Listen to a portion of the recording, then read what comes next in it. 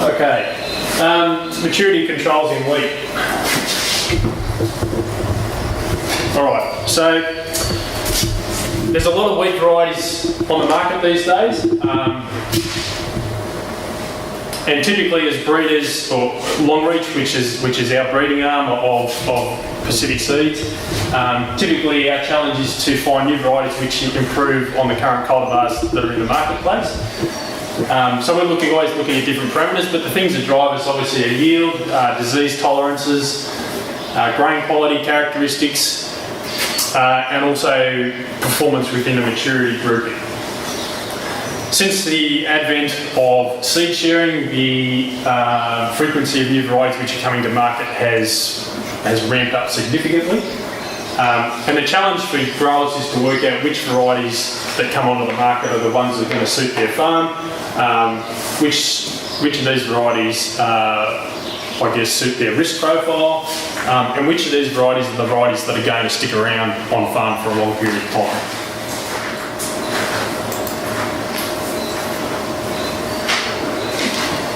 So in terms of, in terms of maturity controls for wheat,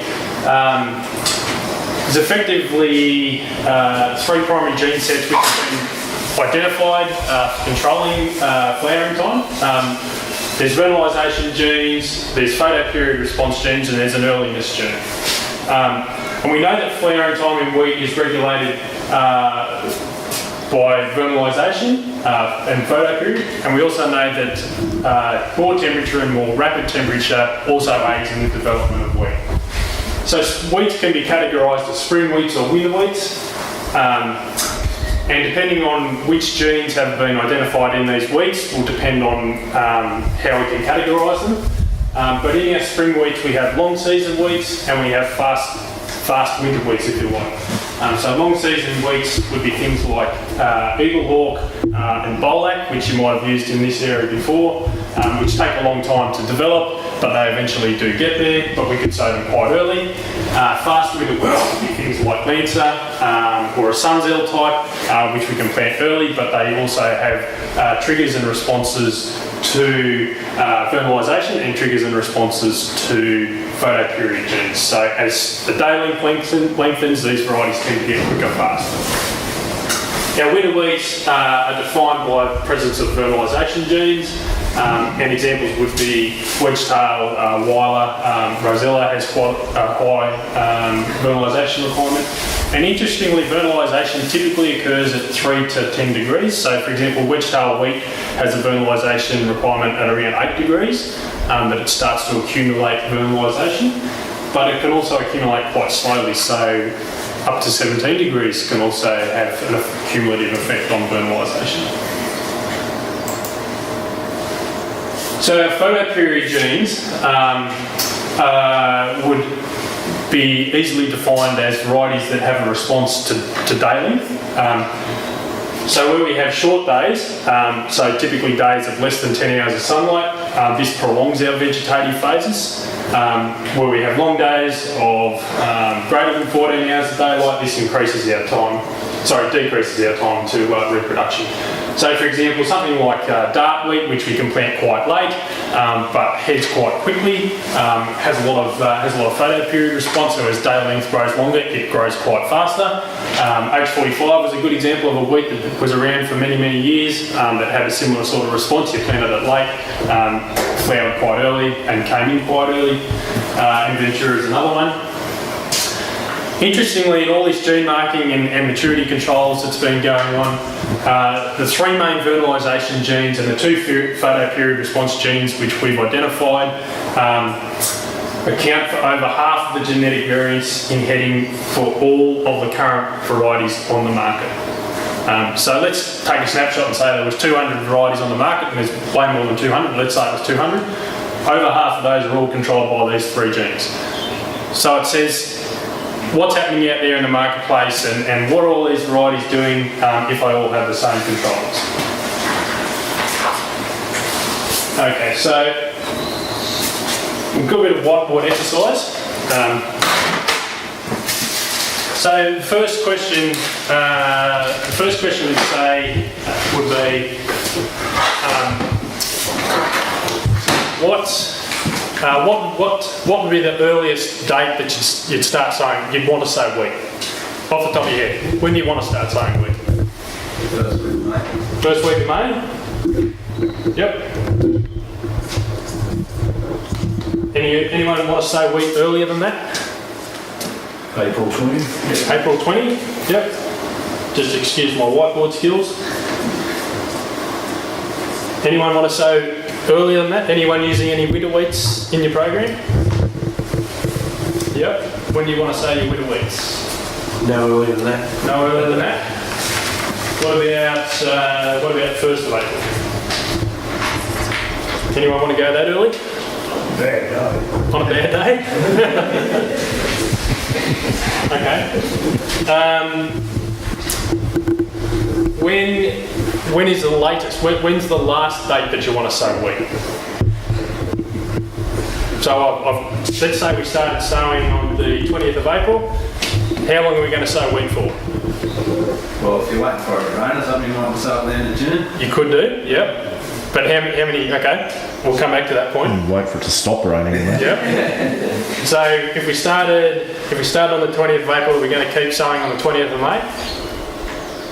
Well, maybe not the same variety. Yeah, good point. But we might be sowing on the 20th of May. Yep. Okay, so we've got 20th of May. Anyone sowing after the 20th of May? This all depends on Yeah, so we'll come back. Anyone sowing after that? Anyone sowing on the June long weekend? Have before. Have before? Yep. So 7th of June. That just would be a case of not ideal, but circumstances Yep. have dictated. Yep. It's completely different, the reason. If the reason that you sow on the 7th of June is because it was too wet earlier, that's completely different. Yep, correct. It was too dry earlier. Correct. So, all right. Let's come back up here to the 20th of May. So, what variety are we sowing on the 20th of May? Wedge tail for the 20th of April. No, you've got April. Sorry, April, 20th of April. Yep. Wedge tail.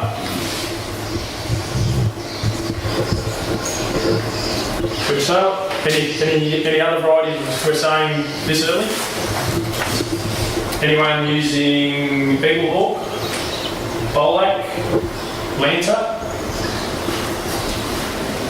No? Okay, what are we sowing after Wedgetail? So we sow Wedgetail, what's our next variety that we're sowing? Gregory. Gregory, yep. So when are we sowing Gregory? May. Yep, early May, so we've got Gregory. So how long are we sowing Gregory for? 2 weeks, 3 weeks? Yep. Yeah, and that's a good point. And we'll touch on this again, but I've heard plenty of growers who say, I only sow one variety, and I sow it early, mid, and late, and it's Gregory. And I'll show you why that works when we finish on the whiteboard. So let's say we missed the 1st of May, and we didn't have a sowing opportunity. What are we going to sow after that? Let's say we get down to the 20th of May. What are we saying? Anyone saying Suntop? Suntop, yep. What about the 7th of June? Anyone say Spitfire, Dart? Any Rock? Any of those type of varieties? Well, in the past, we don't now. Yep. Okay, so we'll just put it down here, Spitfire. Alright, so when we look up here at these two varieties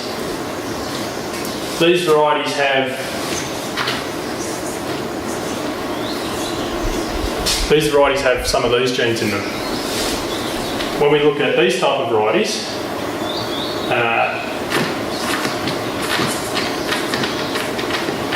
they have these types of genes in them. So our drivers in our maturity drivers are different. So our earlier seeding varieties need to have some vernalisation, our later seeding varieties need to have some photoperiod. So out of all of this, what's the one driver that determines when we start sowing, when we stop sowing it, and when we change a variety? Yeah. Weather? Yep, not the weather though. It's, Well, I did say we were going out of variety, so Yep. extra. so our driver here, our driver on our decision making is this. So we don't sow a winter wheat on the 7th of June because maturity drivers don't allow it to realise its full potential when we take it outside of its window. Likewise, we don't sow a photo period responsive gene on the early side of its window because it will develop at the wrong part of the year. Think so? Okay, so What do you say about Suntop? You didn't put anything besides Suntop. Which category are you putting Suntop in? Suntop floats probably between the two, and I'll explain it. So it's got a little bit of this, and it's got a little bit of that. So